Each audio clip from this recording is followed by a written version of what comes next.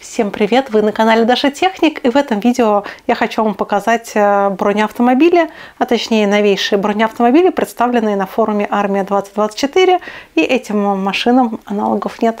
Поехали! Накрыли мангалом. Сверхзащищенный бронеавтомобиль Тигр М стал еще неприступнее. Корпус машины защищен ставший привычным мангалом, усиленный противодронной сеткой. Этот вид защиты стал популярен на тяжелой технике в зоне боевых действий. Бронеавтомобиль Тигр М предназначен для перевозки личного состава, различных грузов и буксирования прицепных систем, а также монтажа вооружения и военной техники с обеспечением требуемого уровня противопульной и противоминной защищенности. Тигр М сочетает в себе качество скоростного маневренного автомобиля и вездехода. На нем установлена независимая торсионная подвеска, позволяющая достигать максимальных возможных скоростей при движении по пересеченной местности.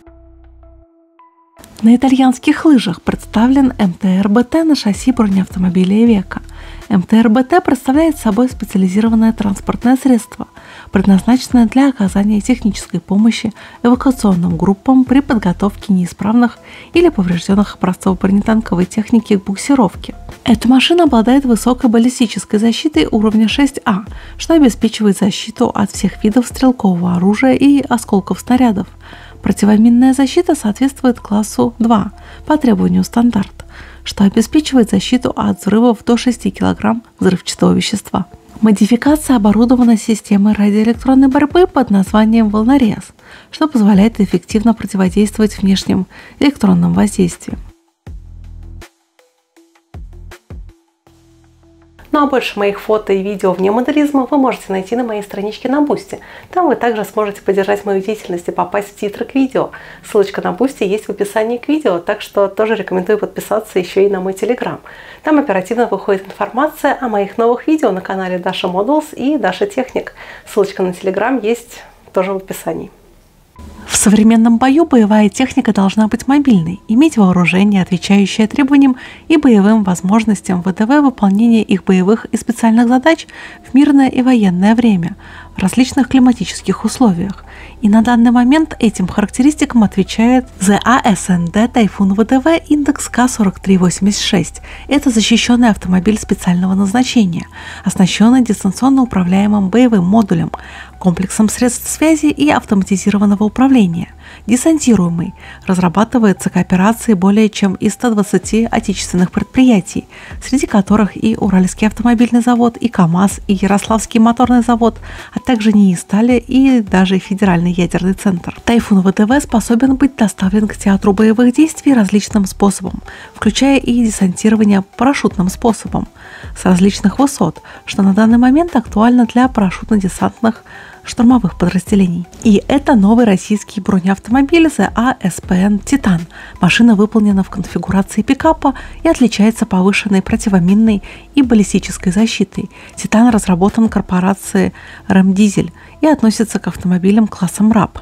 Машина имеет несущий бронекорпус с своеобразным днищем и оборудована антитравматическими сиденьями. ЗАСПН отличается высоким уровнем противоминной и баллистической защиты. Независимая подвеска, дизельный двигатель, централизованная система подкачки шин, лебедка и кондиционер обеспечивают высокую проходимость и уровень комфорта при движении по пересеченной местности. А по словам экспертов, одной из главных особенностей «Титана» по сравнению с другими российскими автомобилями этого класса стал корпус типа пикап. На пикап можно установить, например, пулемет или автоматический гранатомет для ведения боя. Также они могут использоваться для эвакуации раненых и погибших с поля боя. И в настоящее время все пикапы, которые используются у нас, это адаптированные гражданские автомобили.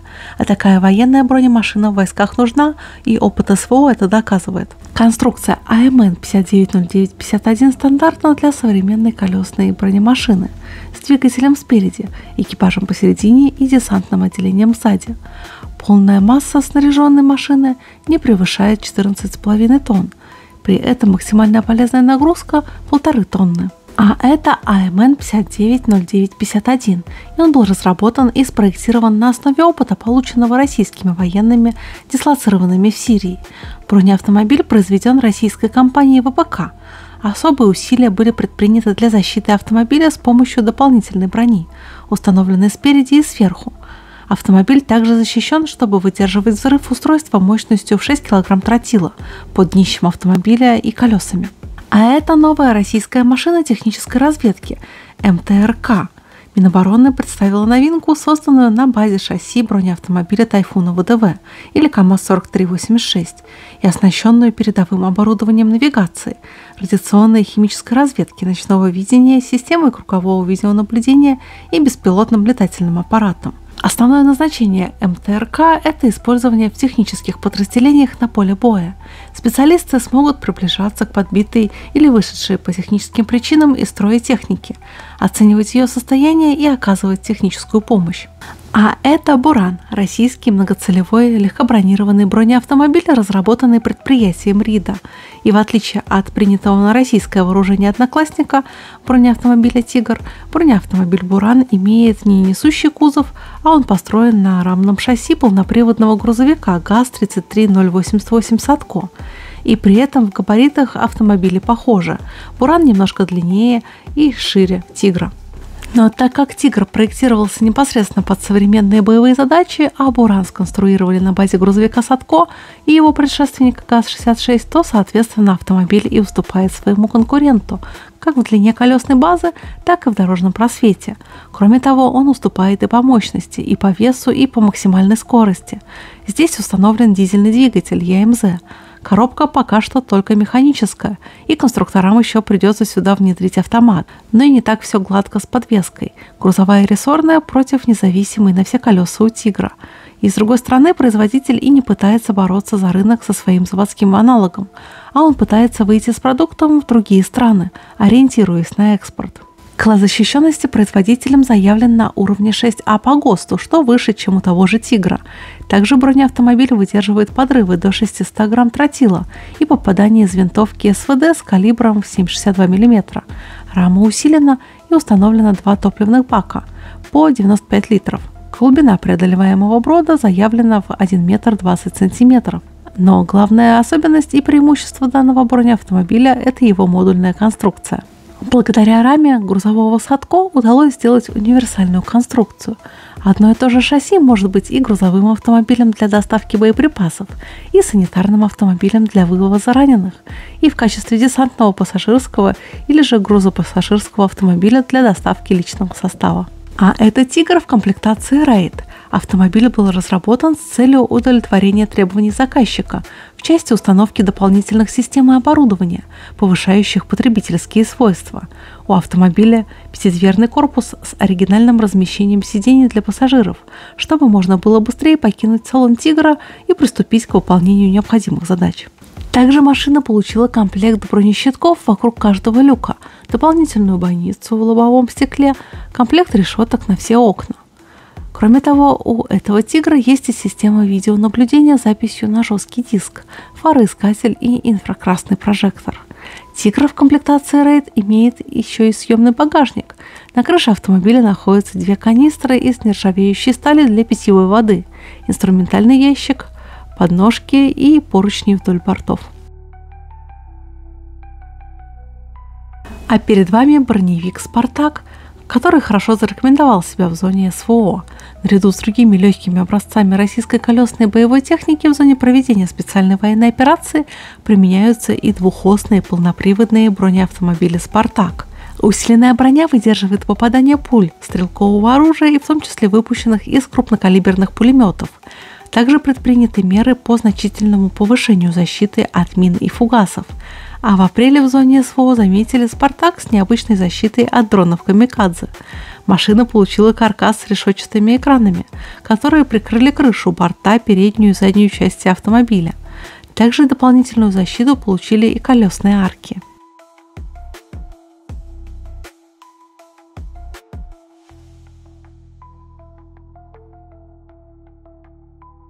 А это специальный автомобиль группы разминирования, создан на базе пикапа УАЗ-2363, и он предназначен для перевозки саперов и транспортировки взрывоопасных предметов первой степени опасности, без взрывателей.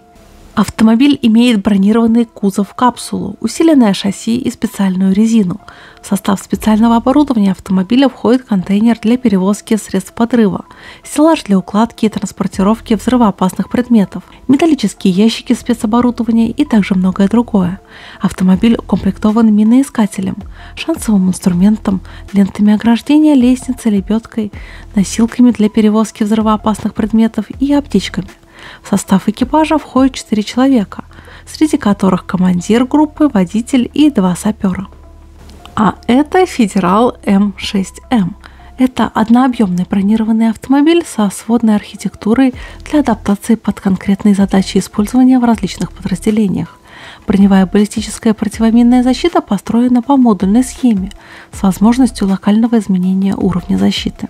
Бронеавтомобиль оборудован системами жизнеобеспечения, системой антиосколочной и антирикошетной защиты, взрывозащищенными креслами оберег, системами АРС и БРВУ, бойницами и специальными люками, специальной защитой топливных баков при подрыве, автоматической системой пожаротушения, системой видеонаблюдения и регистрации, бронированными стеклами с антиосколочной пленкой и подогревом, защитой АКБ и агрегатов автомобиля, системой маскировки назначения спецавтомобиля. А перед вами зенитная система Рапира-2, и на современном поле боя дроны стали одним из важнейших ресурсов для военных операций, разведки и даже прямых атак.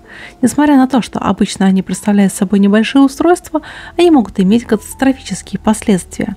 Следовательно, так же как и танковая броня улучшалась с развитием противотанковых средств, системы борьбы с дронами должны развиваться вместе с растущим потенциалом БПЛА. И как раз таки последний пример такого средства и представила Россия. Это зенитная система Рапира-2, которая успешно прошла огневые испытания на полигоне после установки на бронемашину АМН 5909-51 «Спартак». И по заявлению, система Рапира-2 – это высокотехнологичное оборудование, предназначенное для выполнения двойной функции. Она может обнаруживать и бороться с воздушными целями, а также и с наземными угрозами. Основой установки является зенитное орудие, радар и оптико-электронная система. Система, безусловно, отличается своей способностью бороться как с воздушными, так и с наземными угрозами, а в сочетании с мобильностью платформы «Спартак» может сделать ее очень ценным ресурсом в постоянно растущем арсенале современных военных технологий российской армии. А теперь перед вами защищенный внедорожник «Атлет», и на этот раз его показали в экспортной модификации. В его названии просто появилась буковка «Э», а главное ее отличие – это 6-диапазонная автоматическая гидромеханическая коробка передач одного из китайских производителей, а в остальном без изменений. Отлично защищенный от обстрела и подрыва «Атлет Э» полной массой в 9,3 тонны, рассчитан на перевозку до 8 человек.